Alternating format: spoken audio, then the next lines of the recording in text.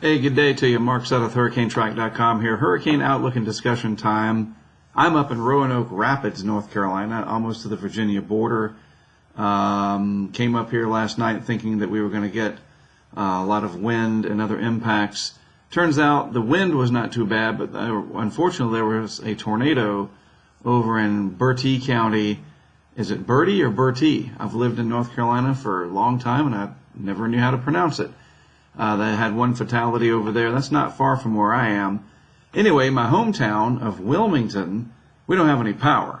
Lots of trees down, damage down there, so I'm glad I came up here. I have internet access. I've been able to work on some things, and so here I am. But boy, southeast North Carolina definitely took a beating from Hurricane Isaias, which is now way up in the northeast, causing mayhem up there, and we'll take a look at that and much more on today's update. All right, so first of all, the National Hurricane Center homepage here. Isaias up here in southeastern Pennsylvania still is a tropical storm, 70-mile-per-hour tropical storm. You might be thinking, how on earth is that possible, seeing that it made landfall here and it's all the way up here? Okay, well, a lot of it has to do with how the atmosphere is injecting energy into the system. We call that baroclinic forcing. So it's this big heat source, the hurricane, the former hurricane, and then the atmosphere is digging in with its energy, and the two combined to keep the thing energized. All right? So it's not that it is over warm water any longer. It is pulling in some warm water from the very warm, anomalously warm Western Atlantic over here. Certainly some of that inflow from that warm Atlantic is helping, but the atmosphere is giving this sort of a booster shot of energy, and we call that baroclinic forcing, and that's why this is still so potent that far, quote, inland, even though it's not too darn far from the coast over here, and it's going to have problems all the way up into Atlantic Canada, and I'm going to talk about that today, actually, on a radio station in Toronto. Let me look that up real quick. I think it is AM 640, if I'm not mistaken.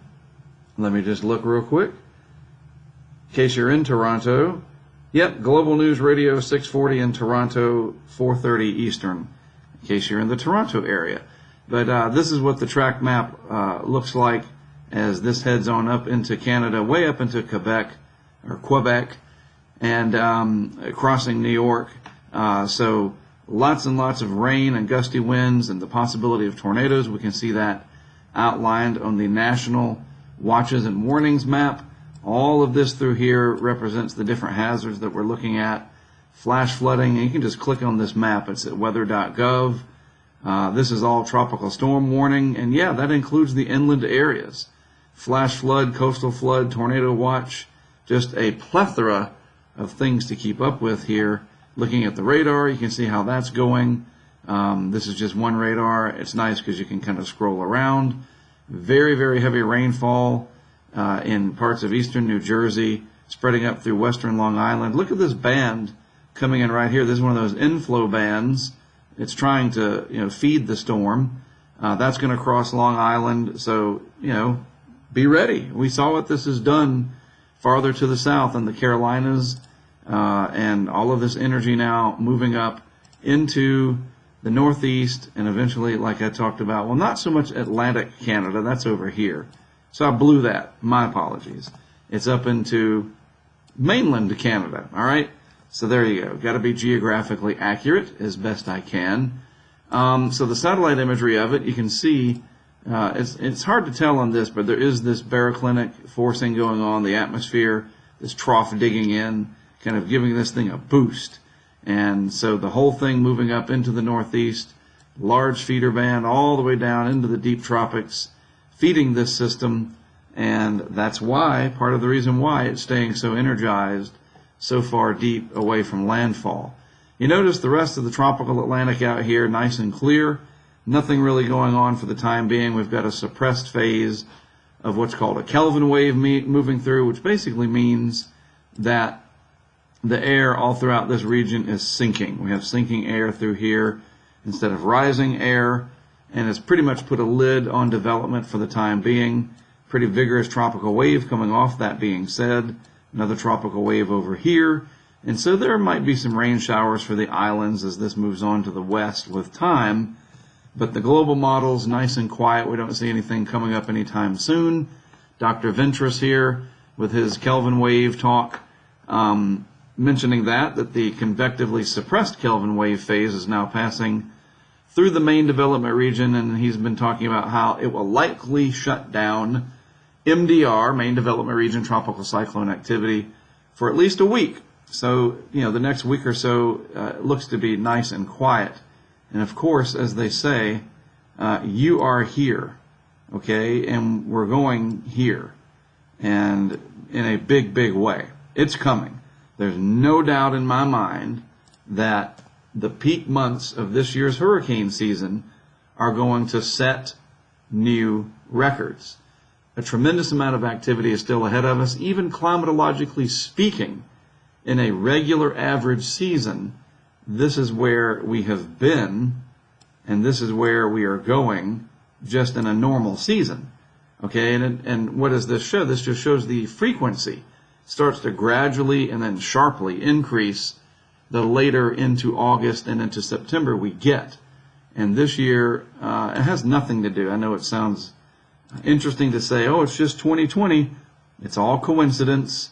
It's just very bad timing and very bad luck. If we didn't have the pandemic going on, the hurricane season would pretty much be the only thing we're talking about, and it by itself would be, as it already is, quite impressive.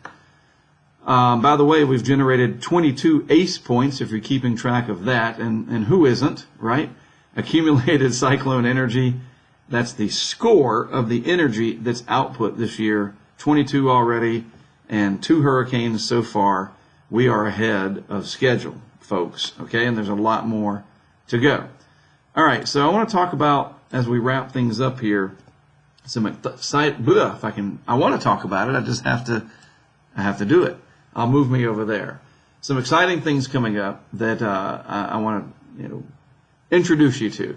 We have a new original series that is going to debut on August the 7th on YouTube and Amazon Prime Video, the Prime part, where if you have Prime, you get to watch it for free. It has supported a project, it's a TV series basically, by our crowdfunding group on Patreon. And that has really grown over the past 3 years, and it has allowed me to branch out and do a lot of different things. So this new series called The Hurricane Highway, it's based on my 25 years of tracking hurricanes and all of that, but it's also a look back at last year's hurricane season mixed in. You understand? So we use flashbacks, interviews with people that influenced me, helped me along the way. I think you're going to find it very fascinating and a different format than my Tracking the Hurricanes films that were 90 minutes to 2 hours long each. And it'll be 8 episodes. 5 of them are already done. And actually, those 5 are already available to our Patreon supporters at any tier, whether it's the $1 or the $100 level. It's already available. In fact, I got to remember to post a link to that for all of our new supporters that have come on board here during Isaias. All right? 5 episodes are already online, and the other 3 I'm working on. Almost done with episode 6. You are going to love this. I mean, it is a really neat look at how we do what we do, much more interview-based, like you would used to seeing on television. All right, so there's that. And like I said, it's all done through the support here on Patreon. The world of crowdfunding is just incredible. What we're able to do here is beyond just what, and I said this before, a subscription. It's like a co-op of people working together for a like-minded cause. And I'm going to talk specifically about what we're doing with Patreon, how you can get involved, what you can get out of it, and why it's important. It's not just giving Mark money. I mean, this is my job, but I turn around and I invest that, and we can do amazing things like we just did here with this hurricane, setting up equipment from Florida all the way up into the Carolinas, and that's what this looks like, okay? There's my vehicle cam. Boring, it's a wall, I know. Oak Island down here, still running, unbelievably. This is Ocean Isle Beach, the Vero Beach camera that we set up early on. The batteries have already run out. This camera got rolled up last night by storm surge, and some of you saw that live. This battery has already run out. This is downtown Wilmington. All of Water Street over here flooded. The Cape Fear River came up and over, and we were able to watch this live. Carolina Beach did really well, no big problems there that I'm aware of. But this is part of what we fund and are able to do. This cost a lot of money, the cameras, the batteries, the cases, the Verizon data alone cost me $1,100 a month. And it's worth every penny, because that's how we do this, is with Verizon hotspots. But that's $1,100. I keep looking and seeing who's texting me. That's $1,100 a month. And so that $3,600 that we're bringing in right now, you know, $1,100 of that's going to have to go to just pay the Verizon bill. So you see, we're making an impact here. And there's a lot of other facets to this that I'm going to talk about in a separate video, probably 5 or 10 minutes, explaining it. But I'm going to show you a little teaser, all right? You ready for this? This is just a little teaser of something that we're working on.